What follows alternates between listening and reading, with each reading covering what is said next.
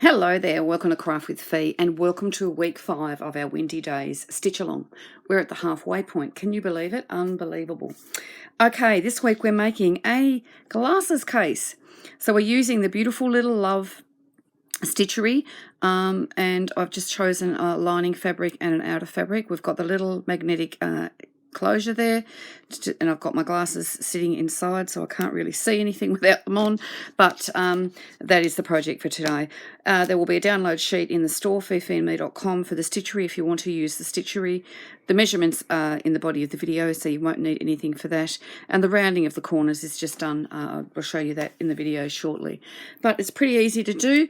I can't wait to see what you come up with, and I'll see you next week for project number 6. Okay, let's get started on our project.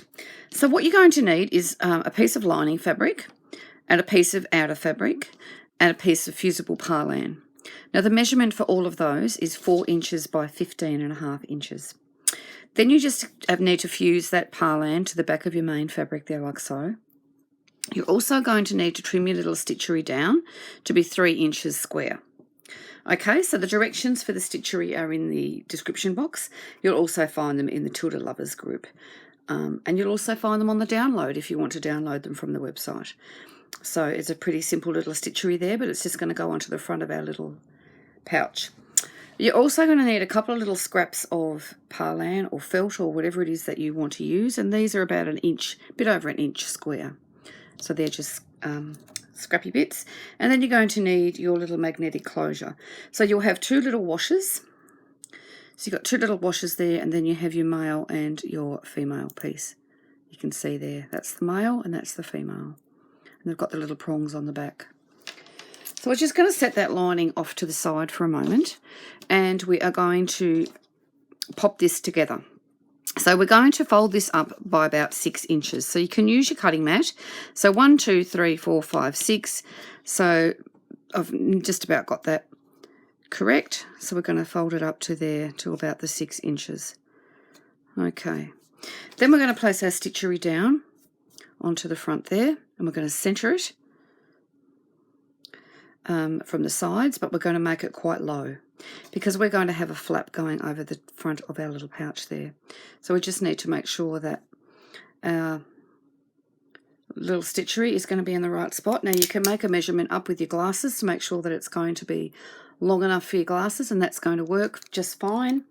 So we're then going to grab some pins, and we're just going to pop some pins into that stitchery. Now you can do an applique stitch around this. You can turn over the edges, you can needle turn it, you can decide how you attach that stitchery to the front. I'm just going to top sew mine along the edge there and give it a raw edge. Okay, and there we go, I've got mine all sewn down. So what I'm going to do now is to show you how to curve the end. So I've just got my little trim bits there. So you can see there that I've got little curves on the end. So I've just popped my lining fabric on top of my outer fabric, and I've taken a little tin top and I've just rounded off those corners. So what I've done is I've just got a marking pen, I've drawn around, and then I've just cut off those little corners there. My apologies that you didn't see that on the video. That part of the video has just failed, so I have had to redo it, but that's what we've done there. Okay, so what we're going to do next is to pop that lining in underneath, and then we're going to get our little pouch, and we're going to fold that back up to the 6 inches with the lining in place. So 1, 2, 3, 4, 5, 6. So it's going to go to about there. Okay, and then that's going to come down like that. But what we need to do is to get those magnetic closures in. So we need to find the middle part of the lining here. So we're going to measure, I'll just grab my ruler and my pen. We're going to measure an inch from the edge. So hopefully you can see there that that is the edge. I'll just bring my lighting over a little bit more and hopefully you can see. So we're going to just towards the center. So remember, this was 4 inches. So at the 2 inch mark, which is around about here, we're just going to make a mark. Okay. And then Okay, so I have a second version of this here so that I can show you how now to insert the piece of, the magnetic closure. So we're going to be using the male piece of the magnetic closure. It's the piece that's got the little bit sticking up. And we're going to take our lining fabric and we're going to pop a hole on one side of that mark. So I'm just using a piercing tool. You can use a tailor's awl or something like that.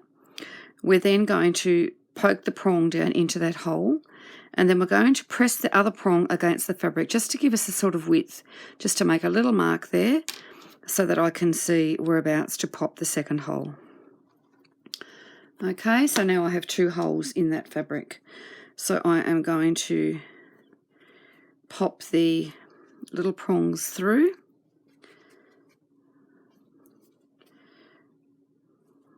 In theory. There we go. There they are. They're through. And then we're going to pop the washer on the back. So you've got your little washer. There, like so. And then we're going to get a little piece, the little piece of scrap wadding. And we're going to poke the 2 holes around about the same distance so we can pop the prongs through. There we go, and we're going to pop that on top. Hopefully I've made the holes big enough. There we go. Now you can use a pair of pliers for this next stage, but I just tend to use my fingers. So you just need to get those prongs and press them outwards so that they're leaning against the fabric, and then you have your little closure there. Okay, so the next step is to take your outer piece and your lining, and then you can see this one doesn't have a stitchery on it because this is my dummy piece, and then you are going to start at around about, let me get my pen and so I can mark this and show you.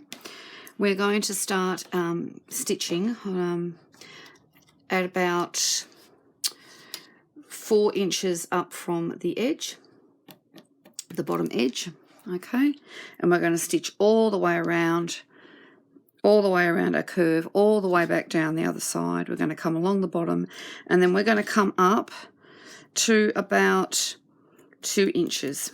Okay, so we're going to leave this little 2-inch mark here open, and that's where we're going to turn. Now once you've sewn all the way around, clip your corners and then clip your curve at the top, and then what you'll have is this. You'll have this piece here. So I've actually pressed it. We've got our opening here on the side, and that's what it looks like at this stage. Okay, so I have sort of pressed the turning point in as much as I could. What we're going to do is to fold this back up to around about where the 6-inch mark was. Well, actually, it really doesn't probably matter at this point, but we're going to make a little mark. The same thing we did before. So now this is not going to measure 4 inches. It should measure 3.5. But we're going to find the halfway point, which is going to be about here, and we're going to go about 1 inch down, the same as we did before. Okay, so we're just going to pop a little mark there, and then we're going to pop our finger through the little opening, and we are going to poke a hole either side of our little mark, and then we are going to pop in our next bit. Now this can be a bit tricky, but I know you can do it. You can easily do it. So then we need to get our female piece of our magnetic closure, and then we are going to pop our finger through to the other side and gather it up a little bit so you can get your hands in. Then you're going to place the prongs through those holes. Okay, so I'll just turn it back that way as best I can. If I'm having trouble trying to find that second hole, I just might need to re-pierce it a bit, I think.